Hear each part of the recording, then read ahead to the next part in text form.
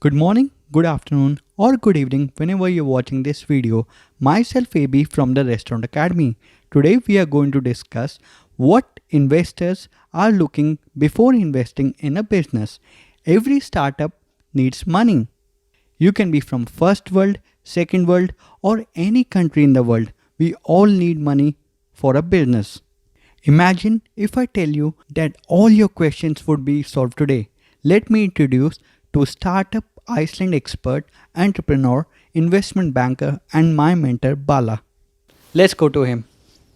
Thank you, Abhi. Hi, my name is Bala Kamallakharan, and I am the founder of Startup Iceland, and I've been an investor for over a decade now. But I started investing way before that. I started investing when I was maybe 17 years old. I wasn't as successful at that time, but the last decade has been quite eventful and good. Um, my background, I founded Startup Iceland, and I started this whole initiative around building a startup community in Iceland. And I also run the Startup Iceland conference every year, where we bring founders, investors, and mentors from all over the world to come and meet with entrepreneurs as well as people who are starting any business. It doesn't matter whether it's a restaurant, a startup, a biotech company, or anything. And I also run a small studio which is called Iceland Venture Studios, which primarily invests in technology companies. We are a seed investor. That means we are usually the first investor in that company, and then we usually help them build a viable, sustainable global business. So I'm glad to be here. Looking forward to the chat, and looking forward to all your questions. As an investor, you would be getting over hundreds of email every day. How do you filter them? Yeah. So with the advent of all the social networks like LinkedIn and Facebook and Twitter, and also the easy access to everybody's email, you're right. I do get thousands of emails, not hundreds, but I usually try to answer as much as I can. If it is useful, helpful, I try to answer the questions. And a lot of times people basically want me to read a pitch deck or invest in their business or try to pitch me about ideas. And I usually tell them that my filtering process is quite simple. I Most of my investment is done through the venture studio, and Iceland Venture Studio has an investment thesis. So we wrote an investment thesis. What this is basically our view about a certain future. We basically defined that and said we believe that these things are going to be in the future. They don't exist today, so we're going to invest in those things and build them up. So it's very easy for me to filter out. For example, if somebody reaches out to me and says, I'm starting a biotech company, and I just tell them our investment thesis does not align with that, so I'm probably not the right investor for you. But if there is a founder who reaches out and says, I really need help, and I usually say, again, I'm an investor, so I have to deploy capital. But if you're in Iceland, I'm more than happy to meet you for coffee. So I meet and talk to people all the time who are founders. So the filtering process for me is quite simple, which is pretty standard by most of the venture capital investors. They have an investment thesis, they have a view about the future. If you don't align with that, then they usually say, hey, no. But if you do align with that, we, at least in the venture studio, we ask the founders to answer 7 questions. And these questions are, again, they're not rocket science, they're not complicated. They're simple questions, but they're not easy. They're hard to answer, and again, we don't have the answers, by the way. And this is the other misconception a lot of entrepreneurs have, that investors know more than them. Not true. In most cases, we don't know more about anything that the founders are doing. The founders know more about it. We basically, most investors, at least in the venture space, they do pattern matching. They look at what this founder has done or what the founding team is doing, how they have built a business before, and they try to match all those things. And that is also a filtering mechanism. Um, Again, but for traditional businesses, for example, a restaurant or I don't know, there are a number of small businesses. Typically, investors are not looking into those businesses, primarily because, at least I can talk about venture investing. Um, the challenge of venture investing is that you need to build a business that is much, much, much bigger than when you start. And it has to grow fast. It cannot take 20 years to build, because then it kind of defeats the purpose of what a venture capital market is about. And restaurants, again, they serve a purpose. They're extremely valuable for the local community, but venture investors are not typically the right investors for restaurant business. But there are other investors who are strategic. For example, there are investors who have a number of restaurants that they've invested in, and then they might be the right investor for investing in something like a restaurant. Do you have certain things in mind when you are looking at your email? Yeah, so the question was, what do I look for in an email from an entrepreneur or a founder? Usually, the most important thing that founders and entrepreneurs can have is clarity. So what I mean by clarity is that you need to have a clear vision about what you're trying to do. Just saying that I want to start a business, that's not a vision. The real vision is saying that I want to achieve this much revenue, this many customers, this many restaurants within this year's time, and this is how I'm going to do it. And those kind of emails are a lot more interesting for us to read, primarily because it tells you how you're thinking, and what a lot of entrepreneurs and founders forget is that investors don't build the business. We are only there to support you to build the business. You have to build the business. And if you don't have clarity about what to do or how to do it, we can help, but we can't do the job for you. So always my advice, recommendation, or even suggestion to most of the founders is try to have clarity. And by the way, you can build clarity by yourself. You don't need anybody's help. You can just sit in a room and think clearly about how you plan to do this. And again, there's lots of information available, and you can read a number of books. There are a number of frameworks. The business model canvas is one thing that is used in the startup world, but I'm pretty sure there's plenty of other models that you can use to help you clarify your thought. And if you have clarity of thought, then you're halfway there. And then it's just tactics and executing. And what I try to see is who's this founder, what's their background, what are they trying to solve really, why are they doing it.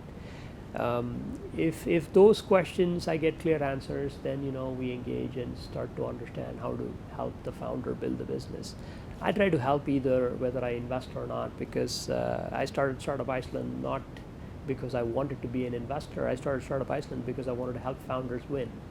That has always been my mission, and I work to do that every day. And sometimes we invest, sometimes I don't, but most times I try to help.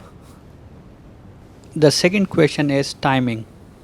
In cricket, we call it doesn't matter what bat you're having, which equipment gear you're carrying, it's all about timing. In football, we also call it doesn't matter what kit you wear, which ground you're playing, it's all about the timing of the run to beat the offside trap. How important is timing in a business? Timing is very important, especially if you're building something new, because it takes time to build anything new. And if it takes you 10 years, the world keeps moving. So you might have missed out on an opportunity because you were too early or you're too late. So in my opinion, timing is by far the most important thing that I actually spend a lot of time thinking about. Because when a founder writes to me, I ask the question, is this the right time to start this business? And to give you a more concrete example, So in 2012, 2013, a founder reached out to me and said, I wanted to start a travel marketplace. I mean, we couldn't have picked a better time to start that business because the travel industry in Iceland was just starting to build up, and Wow Air had just started maybe a year back. So a lot of things was aligned, and the wave was rising, and this was a perfect time to start a business like that. And I invested, and that company is now one of the most successful companies in the travel business in Iceland. And again, the travel business in Iceland today is slowed down because of COVID, but they are in a position where they can ride through this storm. And I can't say the same for a lot of other businesses who started later. For example, if you start a travel business in 2018, you are in doldrums today, primarily because the timing was not right. You were too late. 2013, 2014 was by far the best time to start any travel business in Iceland. Globally, it's different because the travel industry is by far the most sustained industry. If you really think about it, it goes through ebbs and flows like every business. But in my opinion, people want to travel irrespective of what the world condition is. Even in the COVID times, people are traveling. Again, not as much, but they are traveling. And I know that we'll solve this COVID problem, and once that's done, the travel will be back, and everything will be more or less back to normal. Not the same kind of normal; it'll be a little different. So to come back to the question, timing is by far the most important thing in starting any business. And I also believe that downturns are a very good time to start a business because everything is down. So the only thing you can do is build something of value, and it has to go up. So I believe very strongly that when things are looking really bad, that's the best time to start a new business because you can work on all the basic things. The next question is, what investors and entrepreneurs should expect from each other? You're always trying to get something from each other, but what do we really want is the hardest question in any business. Um, I mean, investors and entrepreneurs are all different. Not they don't fall under the same bucket. Even within the investor community, some investors are different than other investors. Um, because I've been working with startups and entrepreneurs who are in the technology space, one of the things that I try to emphasize is that I like to be kind of like part of the founding team. Because we are seed investors, I start very early with the founding team. Usually there is nobody there. It's just me and a couple of founders. So that's how we start. So I try to look at myself as one of the team members and try to help them in whatever I can. Usually it's about strategy, it's about prioritizing, it's about technology decisions, it's about pricing decisions, it's about how to acquire customers. And I spend a lot of time in a lot of those kind of discussions, trying to help the founders with at least my experience. But some founders are way ahead in a lot of those things, and it's also my job to know when to step out and not try to be too much there. So it is an art, at least as I see it. What should entrepreneurs expect from founders? Again, you're trying to build a business. End of the day, that's the goal. So if the investor is helping you build the business, that's what you want. But if the investor is hurting you from building the business, you should put up the hand and call time out and say, hey, you're hurting me, build the business. You should have that open conversation. Usually, I gave an interview a while back because I'm from India. I always say that seed investing is like an arranged marriage. You just need to learn to work with each other and try to see if you can make it a happy place. And also, I believe very strongly that you cannot become happy because you're achieving your milestones. You just have to start from a happy place, and all the achievements usually is like an icing on the cake. So for me, the real indication of when a team is functioning is that people want to come to work. They usually are excited about coming. There is not a lot of fear. There's kind of camaraderie. People actually want to help each other win. Those kinds of things is what I try to encourage within my startup teams, because end of the day, building a business is hard. Why create all this politics and bad vibe? I've been in a number of companies where that becomes a big. It becomes very caustic. It's very poisonous, and I try to stop that right away as an investor, because I wrote the check. I can call timeout and say this is not acceptable. We need to stop this. From an entrepreneur's point of view, I always believe that in order to build anything successful, you need to manage your own psychology. It works for me. It works for everybody else. If you don't know how to manage your own psychology, if you bring anger and fear and all that into your room, then your team members see that, and then they kind of absorb that, and they also become angry and fearful. And you don't want that. You basically want everybody to kind of free flow. So that's what I think is expected from each other. And I think it's always better to be open and transparent about what you're trying to do. And of course, as an entrepreneur, you want to build a great business. As an investor, I want a great return on my investment.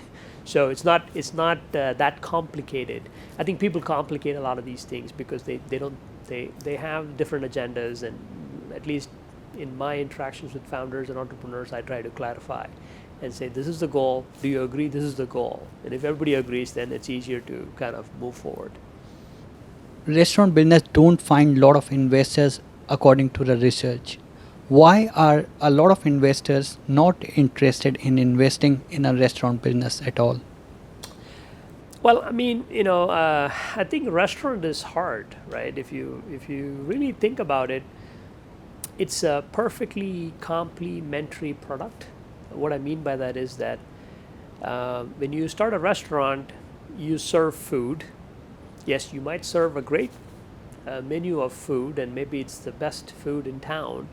But there is also another alternative restaurant that is offering similar good enough product.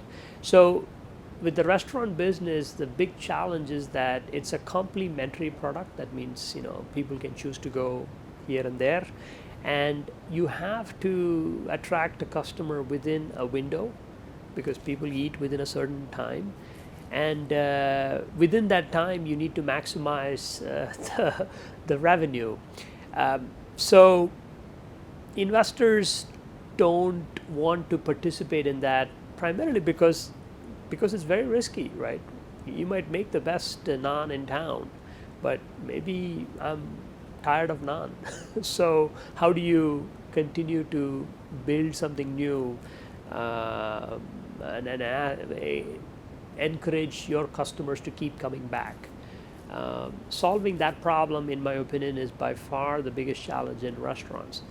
I mean, people who are chefs, who have trained in high cuisine, probably are the best entrepreneurs for restaurants, because they know the food. They kind of can build their persona around the restaurant.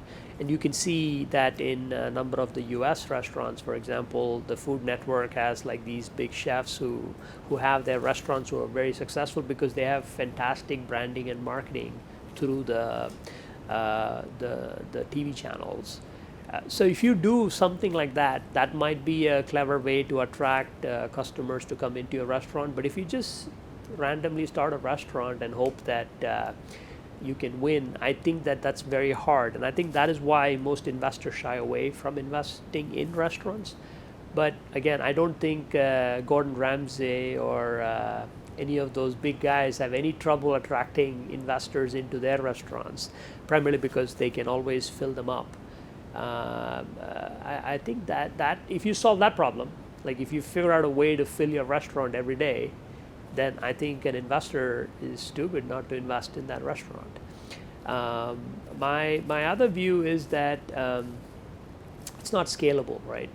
Unless you open a bunch of restaurants all over town, you can only seat so many people, you can only serve so many people in every day. So it's kind of There's a ceiling to what you can do in every restaurant.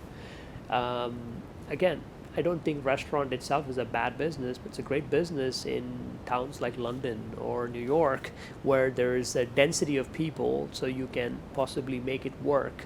But it's terrible business in a small town because this complementary product. There's not a lot of people, so how do you make it work? So I always look at it more from a business point of view. I always think about demand and supply. You have to supply within a certain amount of time, but the demand is very, flimsy. It's not strong. So there's a lot of uncertainty in that business. So that's why you would see that possibly families run restaurants, because then you can get your grandma to, look over the counter, and you don't have turnover problems. One of the most important thing that I really like about you, how you take care of your health. Even with your 100 jobs in and out, you're always doing something for your fitness.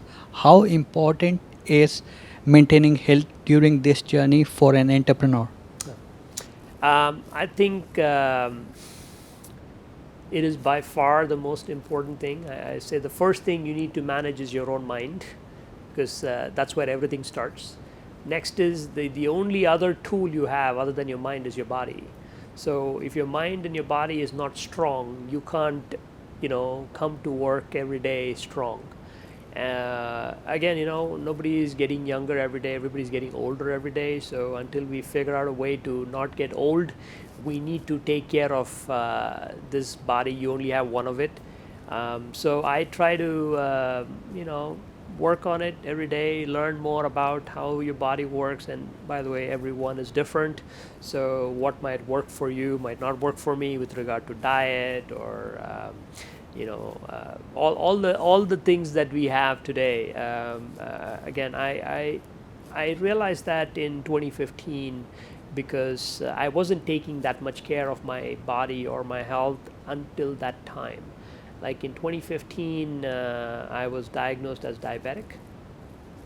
So I've been kind of working to fix my body around the diabetes problem. It's not gone away. It comes and goes, and then the only way that I can manage that condition is that if I become extremely disciplined about how to manage my body.